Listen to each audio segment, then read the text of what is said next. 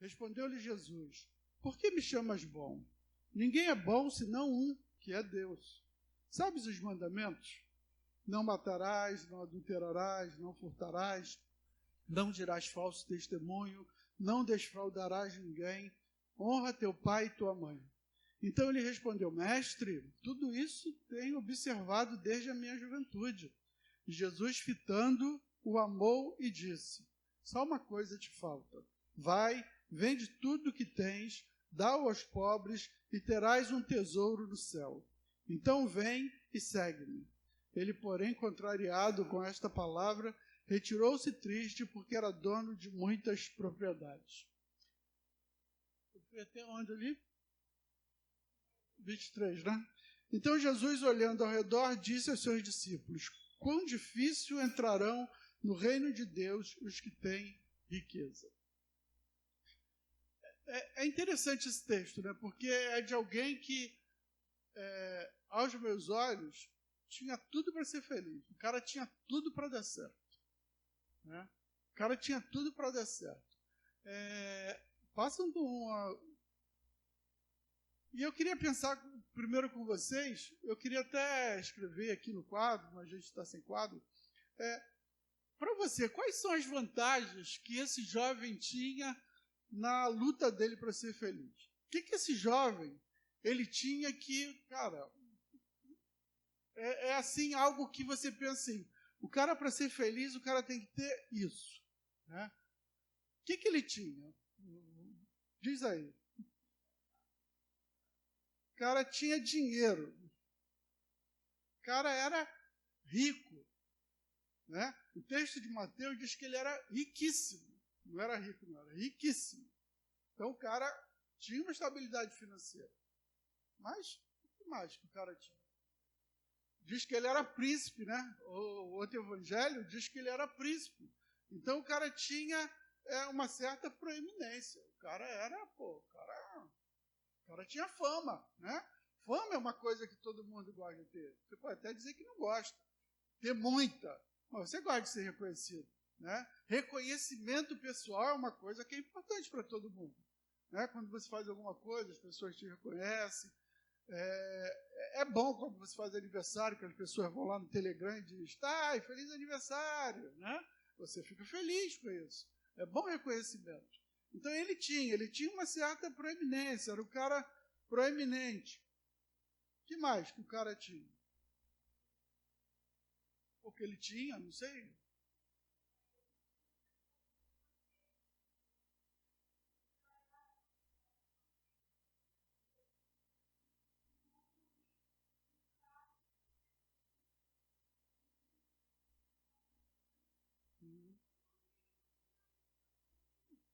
Pelo menos financeira, né?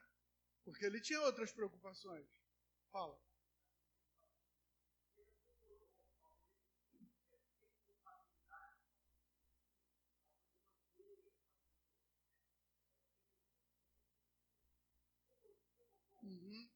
Bordão do dinheiro.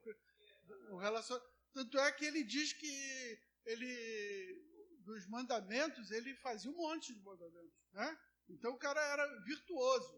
O cara tinha né? Era alguém virtuoso. Tinha conhecimento da palavra. Né? Ele tinha até uma certa sinceridade. O cara foi até Jesus. Né? O cara foi no lugar certo. O caminho certo era Jesus. Né? A gente diz. Então o cara foi no caminho certo. Será que tem mais alguma coisa? Juventude, o cara era jovem. Você pode até dizer que não, mas ser jovem é bom, né? Se você só acha que ser jovem não é bom quando você fica velho, né? E aí dói aqui, dói ali, dói lá. Mas antes disso, cara, ser jovem é uma coisa legal. O cara tinha vigor, o cara tinha saúde, ele tinha entusiasmo, ele tinha alguns projetos, né? O cara que é jovem faz um monte de projetos. Tinha oportunidades, tinha algumas oportunidades. E às vezes as pessoas acham que juventude é uma coisa ruim, mas juventude não necessariamente é sinônimo de maturidade. Existem muitos jovens que são maduros, que são Inclusive tem uma coisa, o próprio João diz alguma coisa lá na carta dele. Passa aí. Voltando só. Eu escrevi jovens porque sois fortes e a palavra de Deus permanece em vós e já vencestes o maligno. Ó, João, quando escreve, ele diz, olha, eu vos escolhi, jovens, porque sois fortes, né? Sois fortes, a palavra de Deus permanece em vós e já venceste o maligno. Então, tem algumas características dos jovens que são muito boas. O cara que se converte quando é novo, ele tem muito mais oportunidade de oferecer da sua vida a Jesus do que a pessoa que se converte no final da vida, né? Tem muita gente que se converte no final da vida, com 90, 100 anos, eu estou falando isso porque quanto mais tu vai ficando velho, mais tu joga para frente, né? Se eu tivesse 20, eu ia falar com 40, 50 anos, mas você que fala assim, poxa vida, se eu tivesse tanta coisa eu poderia ter feito, quanta coisa, quanto tempo eu perdi, né, da minha vida porque não conheci Jesus antes, porque não me envolvi com Jesus antes. Então, juventude é uma coisa legal que esse cara tinha. Ele era jovem. Além disso, agora eu vou pegar aqui no meu coisas que vocês já falaram, né? Ele era rico. Esse jovem, ele possuía tudo que o mundo podia oferecer. Casa, bens materiais, conforto, luxo, banquetes, falta de preocupação com a conta, o dia de amanhã que a Sandra falou. Então, muita gente trabalha dura a vida toda para poder ter alguma riqueza. E esse jovem, no começo da vida dele, na flor da idade, o cara já tinha bastante dinheiro. Então, é bom ser rico. Ou não? Claro que é. Ser rico é melhor do que ser pobre, né?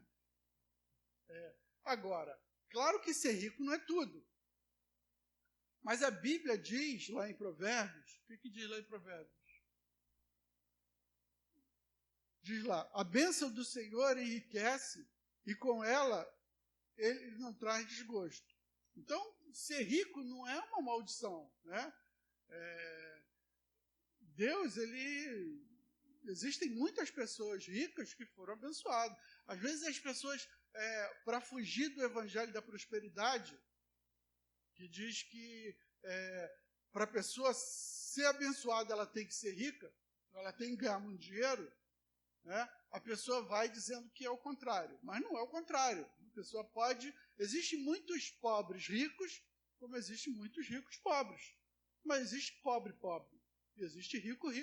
Entenderam ou não entenderam nada? Né? Existe. O cara não precisa... O cara pode ser uma pessoa rica, né, de virtudes, tendo ou não dinheiro, tendo ou não posse. Não é o dinheiro que faz com que a pessoa seja uma pessoa humilde ou não, uma pessoa dadivosa ou não. Não é o dinheiro. Então, inclusive no Antigo Testamento, e eu acho que é por isso que as pessoas consideram muito, né?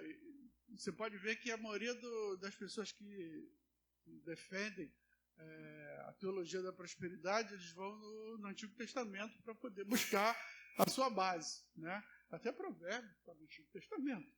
Mas a ideia é a seguinte do Antigo Testamento. A ideia, e você vê que quando o povo saiu de Israel, lá do Egito, e ele foi para uma terra prometida, a ideia de um povo próspero, um povo abençoado, era não para mostrar que Deus é o Deus que para você ser uma pessoa feliz você tem que ser próspero. É porque era uma guerra entre deuses. Quando Israel atravessa o deserto, e Israel vem vencendo todo mundo, né, os amalequitas, vai vencendo o pessoal, e chega nas portas da Terra Prometida, o pessoal na Terra Prometida tá morrendo de medo, porque eles dizem assim, cara, esse povo aí é o povo que vem vencendo todo mundo, o Deus deles é poderoso. né? O Deus deles é poderoso. Então, era uma demonstração de quem era o Deus de Israel. Agora, no Novo Testamento, vem Jesus e diz para a gente assim, os pobres vocês sempre vão ter. Né? Jesus diz que os pobres, a gente sempre vai ter pobre na face da terra. Sempre vai ter pobre para que a gente possa exercer a nossa misericórdia, exercer aquilo que Deus tem nos dado, a gente dividir. Essa é a ideia do Evangelho. Deus prospera algumas pessoas? Claro. Claro que algumas pessoas são prósperas. Mas as pessoas são prósperas para quê? Para o dinheiro delas ser delas, né? Elas se completarem com o seu dinheiro, usarem seu dinheiro sem pensar nas outras pessoas? Não. A ideia é que elas usem esse dinheiro assim como o pastor usa o ministério dele. O pastor um dia Deus deu para o pastor um monte de coisa que não deu para a gente. Né? O pastor tem algumas virtudes. Isso é para ele? Não. Isso é para ele usar. Né? Usar para ele usar no ministério. Né? A forma como ele dirige, a forma como ele prega, a forma como ele ensina. Outras pessoas têm o ministério, têm o dom, e legal que a gente aprendeu isso quando o pastor falou sobre dons espirituais. Algumas pessoas têm o dom espiritual da colaboração, da misericórdia. E Deus deu a essas pessoas, Deus dá dinheiro a algumas pessoas para que as pessoas usem na misericórdia. Né? Existem muitas pessoas que têm dinheiro, e muito dinheiro, e Deus deu a essas pessoas o dom da misericórdia. Essas pessoas se sentem bem dividindo, essas pessoas se sentem bem abençoando com aquilo que Deus as tem dado. Então, de maneira nenhuma, o dinheiro é problema. Né? Então, é legal ser rico, é legal ter dinheiro. A terceira coisa que a gente viu aqui é que esse cara era proeminente, o cara tinha prestígio, reputação, a gente já falou sobre isso. Uma outra coisa é que ele era virtuoso. Ele mesmo diz que ele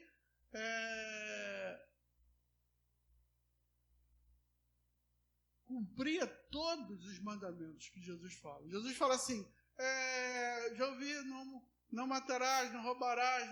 Ele disse, Senhor, eu faço isso tudo desde a minha mocidade, desde a minha juventude. Ele era jovem e já fazia isso desde a juventude. Então ele fazia isso muito tempo. Desde a minha juventude eu faço isso. Eu faço todas essas coisas. Ele não só fazia, e ele devia fazer mesmo, né? Porque ele não ia lá à toa, não foi lá à toa, mas ele se achava, né? O cara chegava na frente do espelho e falava, tu é o cara, tu é bom, tu é sangue bom. Né? Uma outra coisa que eu acho que virtude que esse jovem tem, que esse homem tem, que esse príncipe tem, cada evangelho o denomina de uma forma, é que ele tinha uma certa sede espiritual. Ou não? O cara vai buscar, ele diz assim, o que me falta? Falta alguma coisa. Ele era um cara que diz que cumpria todos os mandamentos, o cara tinha dinheiro, o cara era jovem, mas ele sentia uma certa carência dentro dele. Dentro dele, ele vai até Jesus, não é só para Jesus olhar para ele e falar assim, tu é o cara. É porque ele, dentro dele, sentia uma certa necessidade. Ele diz, o que me falta? Ele devia ser religioso, ele devia ir na sinagoga, devia participar, mas faltava alguma coisa. Não adianta só a gente vir à igreja. Não adianta só a gente participar do PG. Não adianta só a gente vir no Café com Deus. Não adianta nem só a gente ministrar no Café com Deus. Falta alguma coisa. Sabe? É algo que ele sentiu que era um up a mais. Era alguma coisa que na vida dele não tinha. Né? E ele foi até Jesus. Foi na fonte certa. É o 6 aí. Ele foi na pessoa certa, ele foi na fonte certa. Ele reconheceu que Jesus era o único a quem ele precisava para obter as respostas espirituais. Às vezes a pessoa sente essa necessidade, mas vai no lugar errado. Ou busca caminhos errados. Ou busca preencher esse vazio existencial, esse vazio espiritual, essa falta de algo que a pessoa às vezes não sabe denominar o que é, ela tenta encher com outra coisa qualquer. Né? Às vezes com um time de futebol que ela acha que se ganhar a vida dela vai mudar, ou com sexo, droga, farra, e com um monte de coisas que as pessoas colocam no lugar daquilo que só quem pode preencher é Jesus. E ele reconhece isso. No Evangelho de João, é o Evangelho do eu sou, né? Jesus ali, ele é o eu sou. Eu sou a porta, eu sou a ovelha, eu sou o pastor, né, o bom pastor, eu sou o pão do céu, eu sou a luz do mundo, eu sou a ressurreição e a vida, eu sou, né, antes de Moisés ser, eu sou. Jesus, ele ali se mostra como eu sou. Mas no capítulo 14,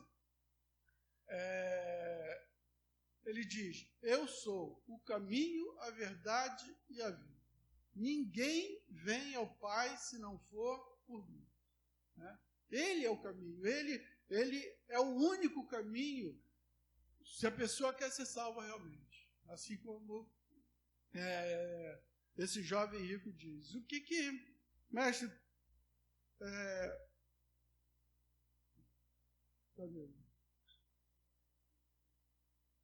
que farei eu para herdar a vida eterna? Né? Jesus diz, olha, eu sou o caminho, eu sou o caminho. E ele vai no lugar certo. João capítulo 8, verso 24, eu botei aí 8, 24, diz assim, por isso vos disse que morrereis em vossos pecados, porque se não credes que eu sou, morrerei em vossos pecados. Então Jesus é o caminho. Atos 4, 12. E em nenhum outro há salvação, porque debaixo do céu nenhum outro nome há dado entre os homens em quem devamos ser salvos. 1 Timóteo 2, 5, 6. Porque há um só Deus e um só mediador entre Deus e os homens, Cristo Jesus, homem, o qual se deu a si mesmo em resgate por todos para servir de testemunho a seu tempo. Então, só Jesus. Jesus é o caminho. E isso ele teve de bom. Ele reconheceu qual era o caminho, qual era a fonte, né? Quem era a pessoa certa, a quem ele deveria ir. E ele foi a pessoa certa. Além disso, ele fez a pergunta certa. Né? A pergunta certa, esse jovem, que farei eu para herdar a vida eterna? Ele age de maneira correta, ele diz que ele corre, né? Ele corre, se ajoelha aos pés do mestre, parece ser sincero nisso tudo.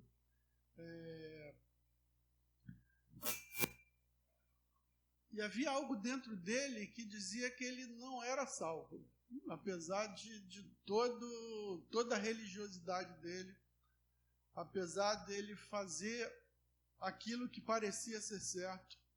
Já viu algumas pessoas assim que falam assim, pô, meu vizinho, o cara só precisava ser crente, né? Tem uns que não adiantava, tem uns que, brincadeira, né? Agora mesmo a gente estava vindo para cá, minha nora botou uma foto do Lula Molusco. Vocês conhecem o Lula Molusco? Todo mundo conhece o Lula Molusco, né? Lula Molusco olhando, não conhece o Lula Molusco? Nunca assistiu Bob Esponja?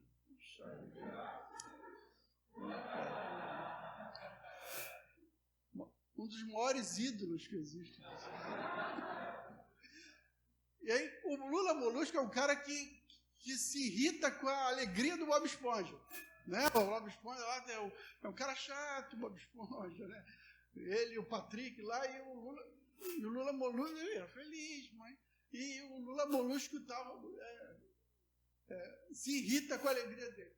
E ela botou uma foto lá, olhando, do Lula Molusco olhando lá, o Bob Esponja e o Patrick correndo, dizendo que ela hoje estava se sentindo como o Lula Molusco. E a gente não entendeu, né? Porque ela estava falando isso. Ela mora lá no Rio. E aí a Sandra botou um monte de interrogação, não sei o quê. Ela falou assim, um calor infernal. O pessoal fazendo churrasquinho na calçada, com funk indecente, tocando nas mais altas alturas. Aí a Sandra até falou, até eu me sentiria como Lula Molusco, né? Tem vizinho que é assim, né? Tem vizinho que, cara, misericórdia, né? Mas tem vizinho que você olha assim e fala assim, cara, esse cara só precisava ser crente. O cara é legal, o cara é um bom pai, um bom marido, né? O cara se cumprimenta. Esse jovem rico,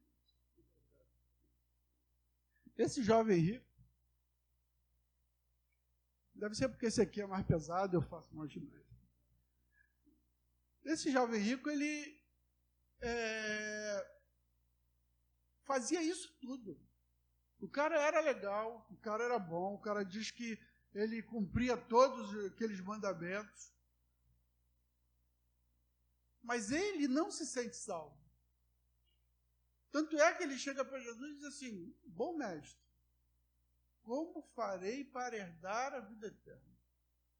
O que está me faltando? O que falta dentro de mim? Havia algo dentro dele que dizia que ele não era salvo. Eu queria que a gente lesse 2 passagens. Sam, passa para mim aí.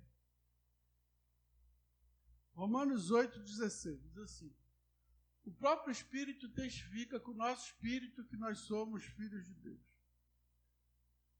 Você ser filho de Deus ou não, é algo que você precisa sentir no relacionamento com o Espírito Santo. Eu não sei se o pastor é salvo, eu não sei se a minha esposa é salva, eu não sei se as minhas filhas são salvas, mas eu sei que eu sou. E eu preciso saber disso através de um relacionamento com o Espírito Santo. O Espírito testifica com o meu espírito que eu sou filho de Deus.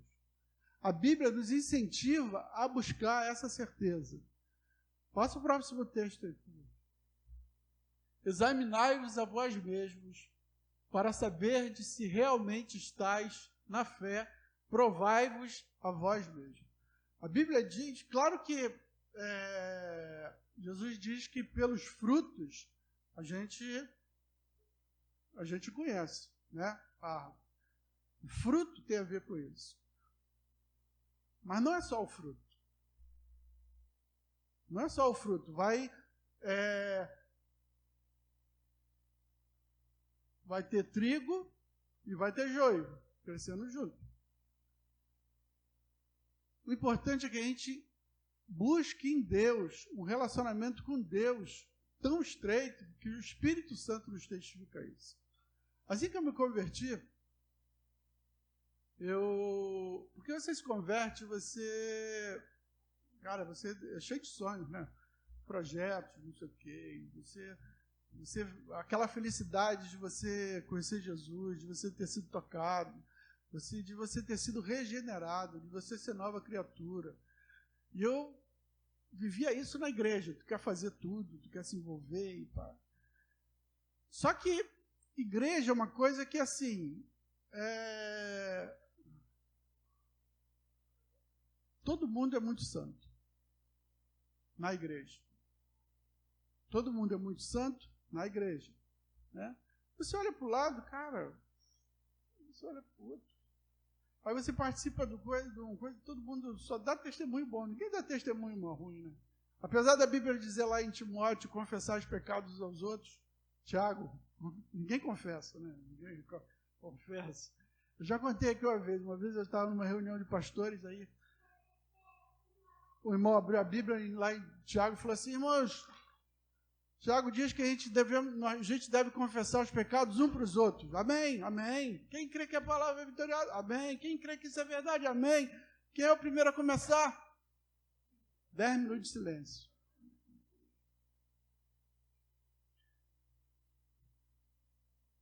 Quem sabe, quem me conhece, é minha família. Sabe que eu não sou assim tão bom que nem eu pareço ser aqui na igreja. Né? Só que às vezes você chega na igreja, cara, todo mundo é bom, todo mundo é... E aí você começa a se questionar. E assim que eu me converti, eu comecei a me questionar. Eu falava, cara, eu me converti, mas eu não sou esse santo todo, porque é um processo de santificação. Com Deus, com o Espírito Santo, que você vai melhorando, né? Você vai sendo transformado, a Bíblia diz lá em 2 Coríntios, de glória em glória na imagem de Cristo. Então, não é sabe, a conversão é imediata, mas o processo de regeneração, de transformação, é uma coisa que leva a vida toda, né? Paulo diz, no final da carta dele, eu sou o maior dos pecadores. Né? Então, é uma coisa que a gente vai lutando com isso, mas é uma luta que tem que ser travada. Não pensa você que, então, não, é uma luta que precisa ser travada.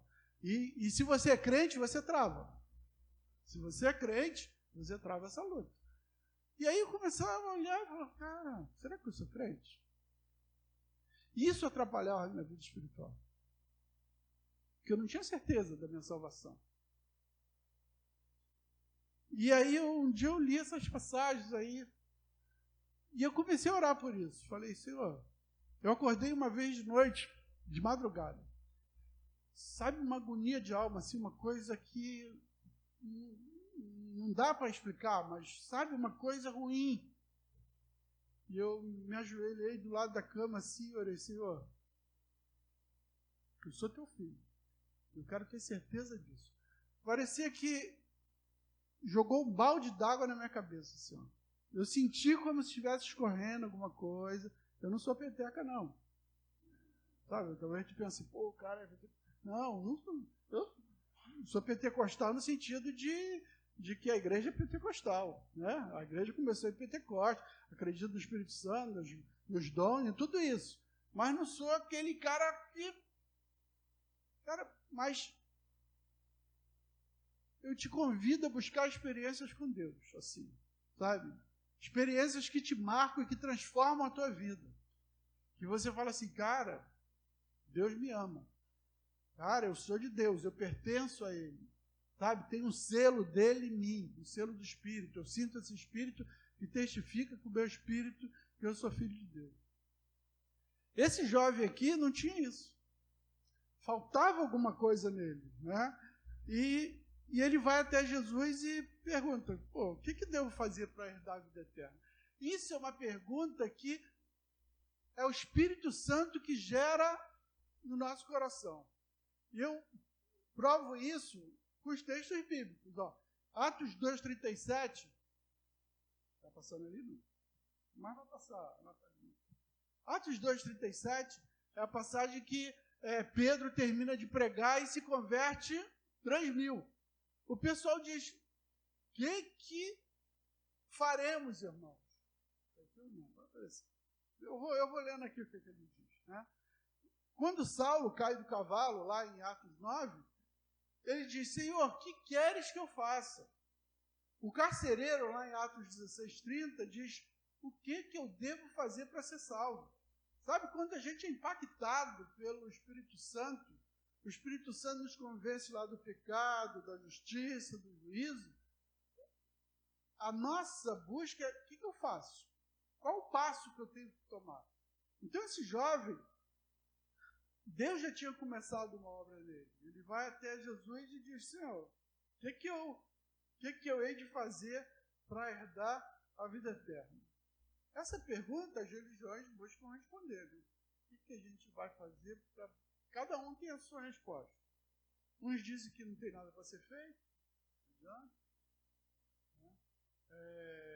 Outros dizem que você deve merecer fazendo algumas coisas. Né? Se você for estudar lá o Espiritismo, ele diz que você tem que ser bom, você tem que doar, você tem que fazer, né? Sem como é que é o tema lá do sem misericórdia na salvação? Não, né? Sem piedade não há na salvação. Então diz que você tem que fazer alguma coisa. Ou seja, você tem que merecer ser salvo. Cara, mas isso vai contra o Evangelho? Ou não? Porque se a gente fosse merecer para ser salvo, sabe quando a gente ia ser? Nunca. Pela graça sois salvos, mediante a fé. Isso não vem de vós, é dom de Deus. Não para que o homem, para que ninguém se vanglorie, para ninguém falar assim, eu sou o cara, consegui. Ninguém vai chegar no céu e dizer assim, eu consegui. Né? Eu fui salvo pela graça de Deus. A graça de Deus é que me alcançou. Nós estávamos mortos de nossos pecados e delitos. O morto não faz nada por si mesmo. Né? Os outros é que pega ele, bota lá no caixão, enterra. Ele não faz nada. Alguém tem que fazer alguma coisa. Então, ninguém é merecedor. Né? Nós somos alcançados pela graça de Deus. O que a Bíblia diz é que a gente precisa obedecer. Obedecer assim como esse jovem obedecia.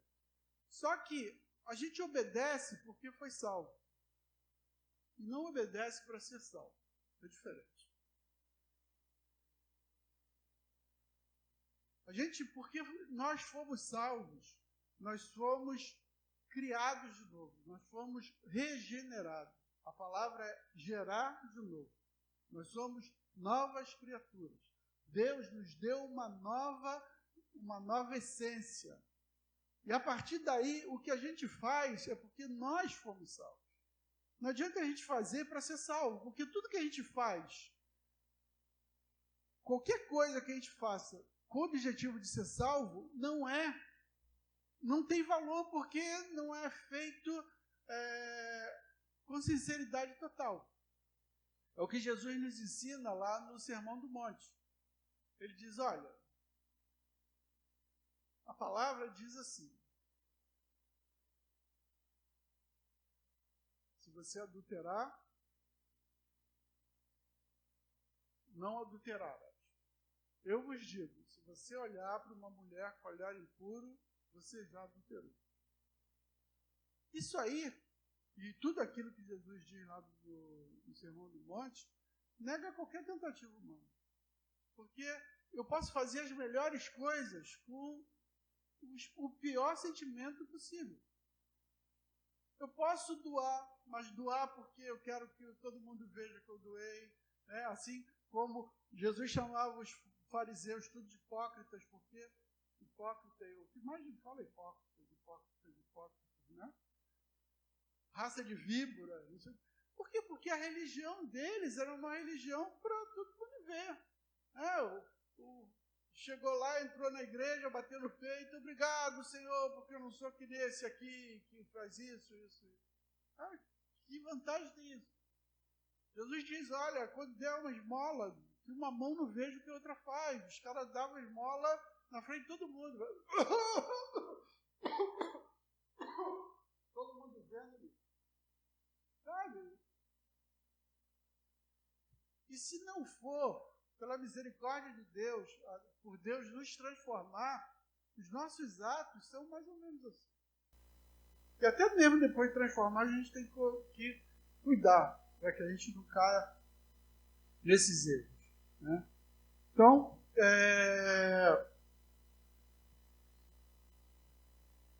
lá em João 14, 21, diz, aquele que tem os meus mandamentos, os guarda, este é o que me ama, aquele que me ama será amado pelo meu Pai, e eu também o amarei e me manifestarei a ele.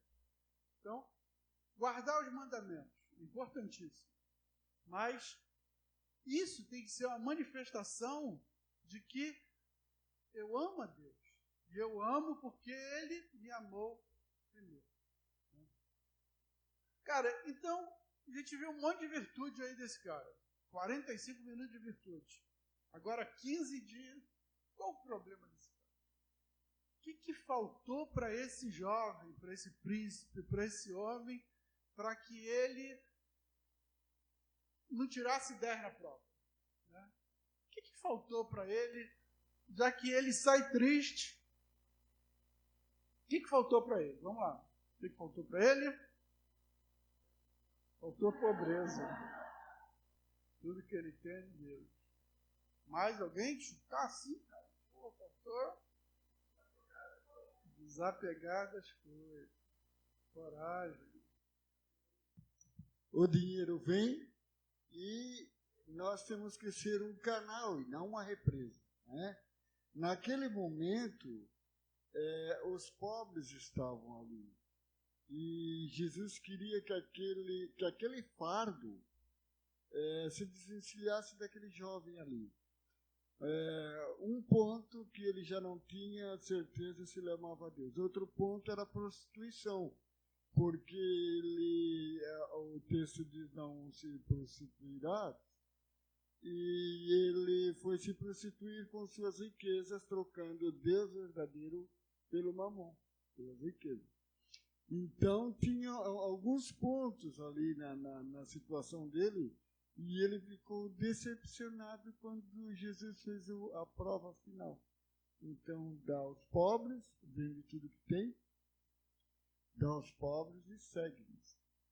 E eu digo bem-vindo à família desse século, porque, na realidade, nós estamos muito acomodados com nossos bens, com os nossos tesouros. É o tipo do baião do Gonzaga lá. Olha que isso aqui está muito bom, isso aqui está bom demais. Quem está fora quer entrar, quem está dentro não sai não. E é assim que a gente vive. A gente está muito apegado. E Jesus faz esse convite para nós. Eu quero te desestabilizar. Eu quero tirar as tuas muletas. Eu quero tirar aquilo que é o teu Deus. E nós temos panteões de Deus, na realidade.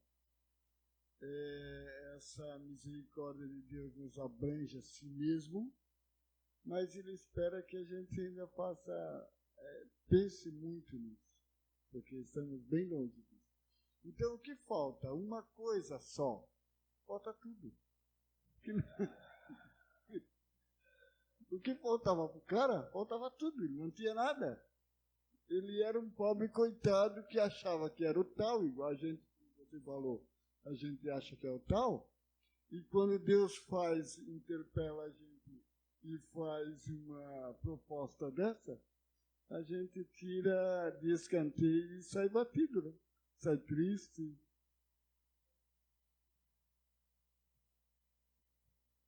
Boas palavras. Eu queria que a gente pensasse o seguinte. Jesus diz para o homem assim: você conhece os mandamentos?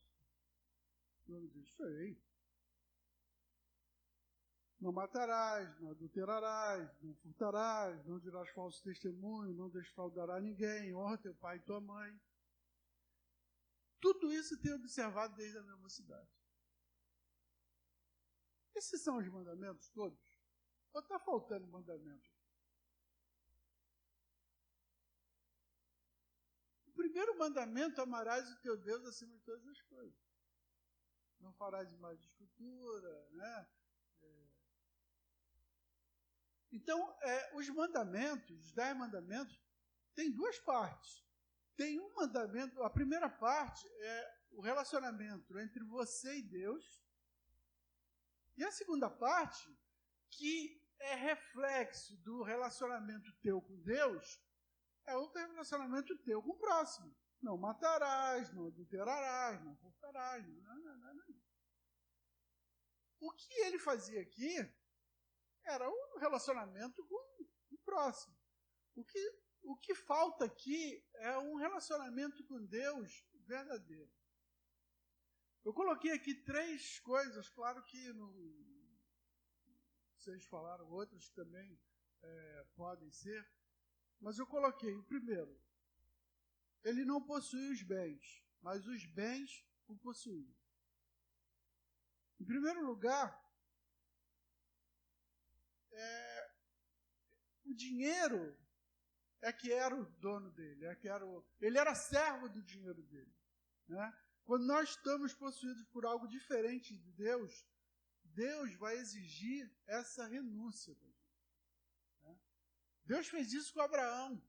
Abraão teve um filho lá, um filho que era prometido, e eu imagino o chamego de Abraão com aquele filho, e o quanto que Abraão, o adorador, parou de adorar para cuidar do filho, e um dia Deus diz assim, me dá teu filho. E depois devolveu o filho. Sabe? Que riqueza. Que Abraão que tem nos tirado momentos com Deus. Né?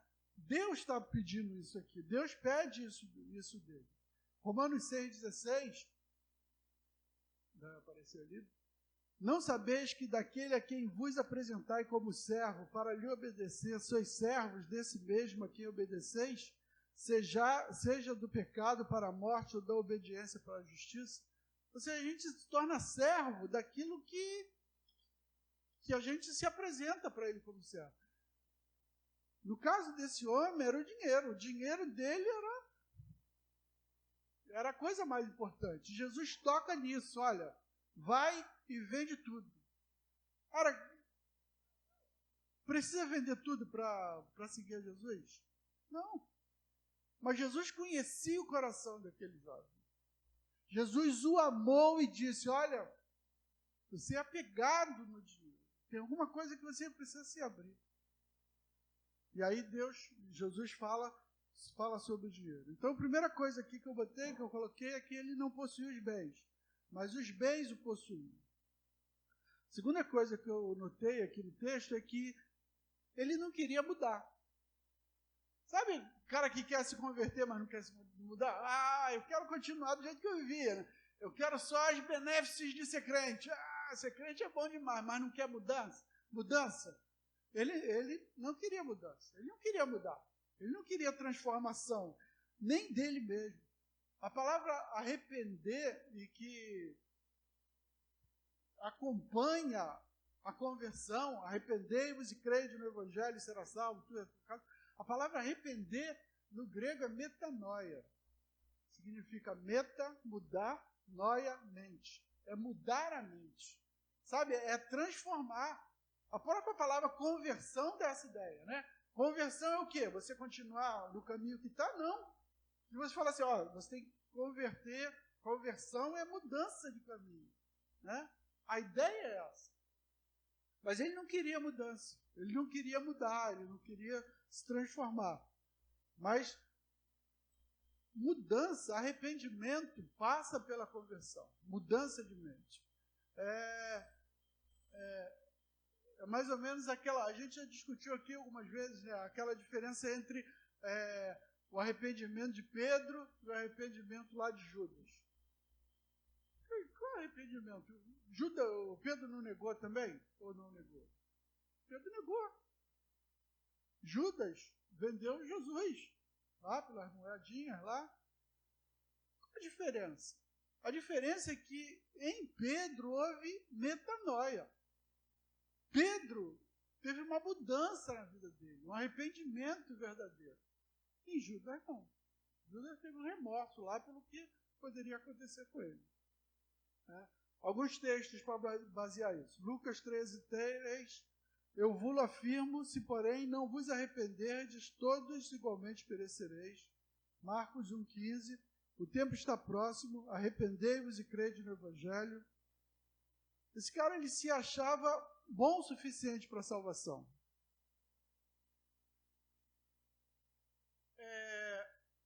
Por que Jesus chega...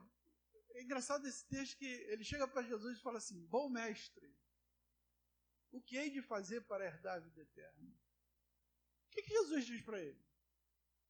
Por que me chama de bom se só há um bom que é Deus? Cara, isso significa que Jesus não é bom? Por que Jesus diz que bom é somente Deus? Se você for lá em Gálatas, capítulo 5, verso 22, que fala sobre os frutos do Espírito, diz que bondade é um fruto do Espírito. Então, ninguém aqui tem fruto do Espírito, ninguém pode ser bom. A diferença é que a nossa bondade é fruto do Espírito. Nós não somos bons por essência. Nós somos bons porque o Espírito Santo, ele gera em nós amor, bondade, benignidade, mansidão, paz, alegria, domínio próprio. Sabe? O Espírito Santo gera isso em nós. O que Jesus está dizendo é que bom por essência é só Deus. Só Deus, só a divindade é boa por essência. E esse homem vai até Jesus e já começa chamando Jesus de bom, porque ele se achava bom. Ele se achava bom. Ele já vai a Jesus dizer, é como se Jesus fosse só carimbar a carteirinha dele de santão, entendeu? Bom mestre, o que eu faço para herdar a vida eterna? Faço tudo. Salvo, vai. Sabe? E o que acontece é que Jesus mostra para ele, diz para ele que, olha, precisa de uma bondade que venha de Deus, que Deus gere no seu coração. Precisa de uma transformação que não é essa aí que jogar para a galera que você faz, não. Precisa de alguma coisa mais, né? Alguma coisa mais profunda. O cara era religioso, devia ir nos retiros cristãos lá da época, e até lá no retiro do carnaval, não ia para o carnaval, ia para o retiro do pessoal dos jovens lá. O cara era jovem, né? Agora eu vou bater no jovem. Amigo, né? O cara saía só com amigos cristãos, o cara participava da turma, ficava depois da atividade da igreja até tarde, né? Chegava em casa 2:30 da manhã, com a turma, né? Tudo.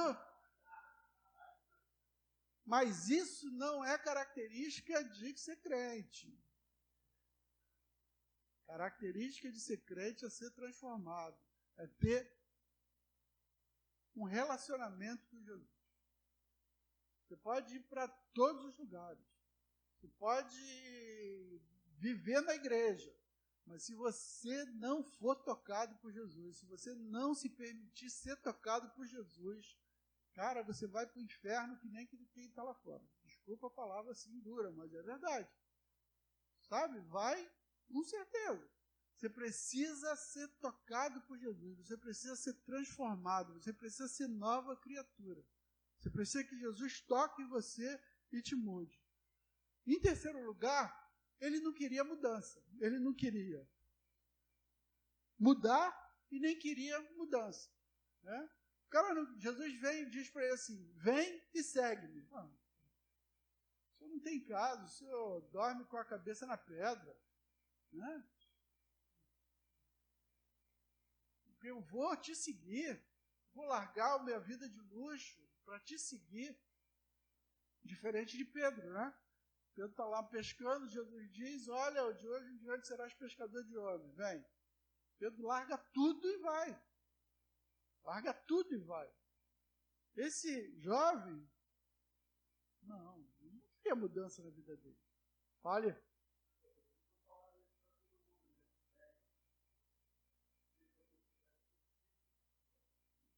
Teve, olha a oportunidade que esse homem teve. Né? Em vez de 12, podiam ser 13 os apóstolos. Né? Vem, segue-me. Acompanhe-me. Aprende comigo. Essa ideia de segue-me, né?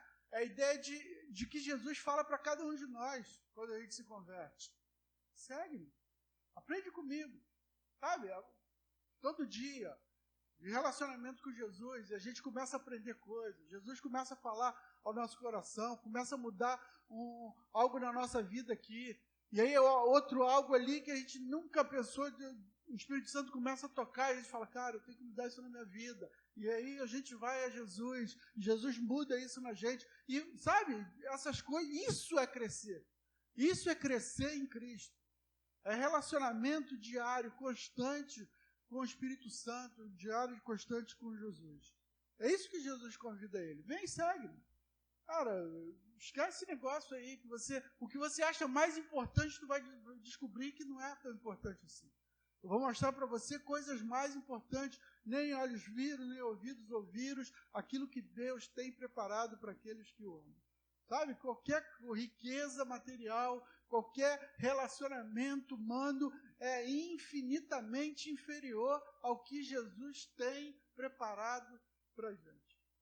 E por isso ele fala aí com esse jovem. Né? 3 coisas, né, que eu coloquei aqui. Claro que a gente poderia colocar outras. O pessoal colocou outras aí que a gente poderia até trabalhar nelas. Então, para a gente concluir, para a gente ir para o nosso café lá. Tá. Nenhum de nós é que nesse jovem rico que é cheio de grana, né?